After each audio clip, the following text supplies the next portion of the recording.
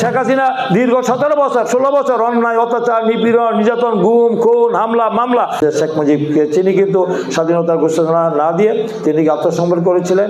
কারণ তিনি এই চেয়েছিলেন একটি তিনি বাংলাদেশের তিনি স্বাধীনতা চান নাই, তিনি স্বাধীনতা ছিলেন অবিভক্ত পাকিস্তানে তিনি প্রধানমন্ত্রী চেয়েছিলেন। আওয়ামী লীগ কি আজকে আছে মাঠে আছে কোথাও আছে দেখা যায়?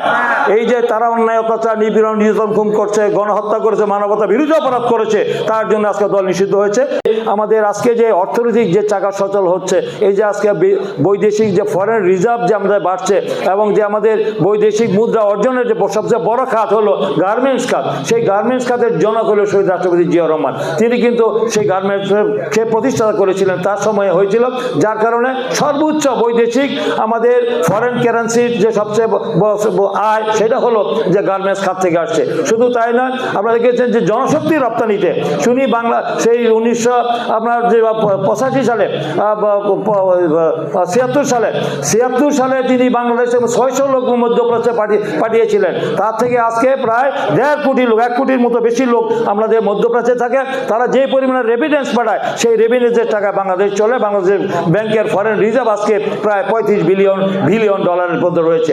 এটার সবচেয়ে বড় অবদান শহীদ রাষ্ট্রপতি জিয়া রহমানের, এবং এটাকে আমরা বুঝতে হবে যে এই জিনিসগুলো আমরা বলতে চাই না। তাই আজকে তার যে অবদান, তার জীবদ্দশায় তিনি দেশ জাতির জন্য জনগণের জন্য তিনি যা করে গিয়েছেন নিঃস্বার্থভাবে, এটা কিন্তু বাংলাদেশের ইতিহাসে কোনো সরকার করেনি। যার কারণে এটা মানুষ মনে রেখেছে জিয়া রহমান, এই যে আমাদের মানুষের মনের মধ্যে জিয়া রহমান আছেন, যার কারণে কিন্তু এই যে অন্যায় অত্যাচার নিপীড়ন নির্যাতন হয়েছে, আজ দীর্ঘ 9 বছর অত্যাচার নিপীড়ন করে নির্যাতন করেছে, বিএনপিকে নিশ্চিহ্ন করতে পেরেছে।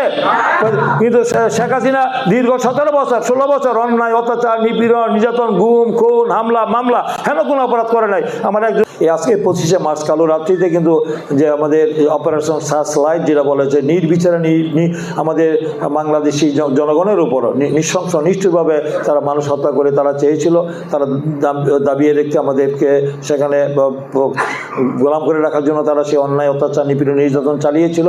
সেদিন কিন্তু এই দিশাহারা জাতিকে নেতৃত্ব দেওয়ার মতো কেউ ছিল না, আমরা কিন্তু কাউকে দেখিনি। আমরা সেখানে কিন্তু যার কথা ছিল তিনি কিন্তু স্বেচ্ছা আত্মসমর্পণ করেছিলেন। আমরা স্টাইল হোক রুচিশীল, পরিচয় হোক রাজকীয়, e-commerce platform palace of classy, যেখানে ফ্যাশন মেলে আত্মবিশ্বাসে। শীতের হুডি হোক বা গরমের আরাম, আমরা আছি আপনার পাশে। 100% অরিজিনাল প্রোডাক্ট, দেশের যে কোনো প্রান্তে ফ্রি হোম ডেলিভারি। অর্ডার করতে ইনবক্স করুন এখনই। Palace of classy, be classy be confident. Sheikh মুজিবকে তিনি কিন্তু স্বাধীনতার ঘোষণা না দিয়ে তিনি আত্মসমর্পণ করেছিলেন। কারণ তিনি এই চেয়েছিলেন একটি তিনি বাংলাদেশের তিনি স্বাধীনতা চান নাই, তিনি স্বাধীনতা ছিলেন অবিভক্ত পাকিস্তানে তিনি প্রধানমন্ত্রী চেয়েছিলেন, যার জন্য তিনি সেই ঝুঁকি তিনি নেন নাই, তিনি আত্মসমর্পণ করেছিলেন।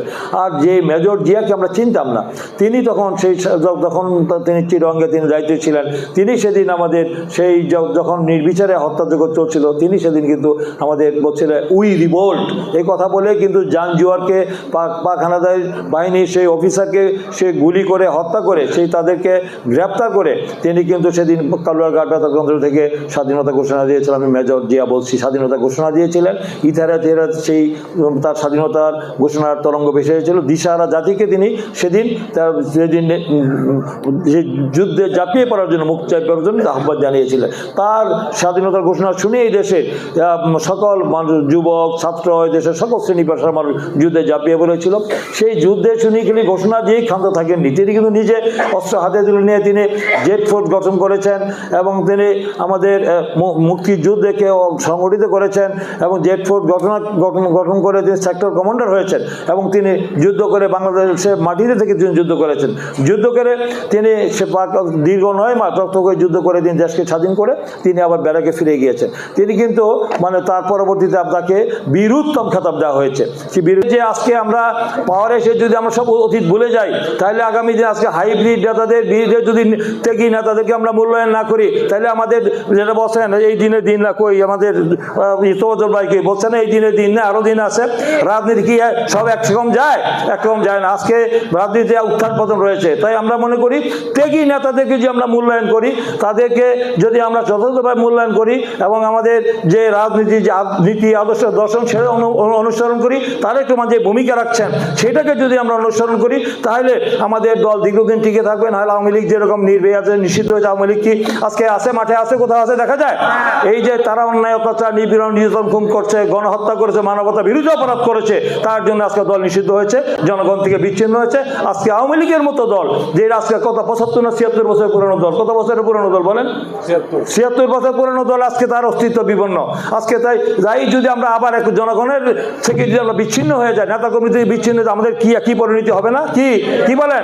চাই আমাদেরকে রাজনীতি করতে হবে জনগণের কল্যাণে, মঙ্গলে, এবং আমাদের নেতার যে নির্দেশ দিচ্ছেন সেই নির্দেশে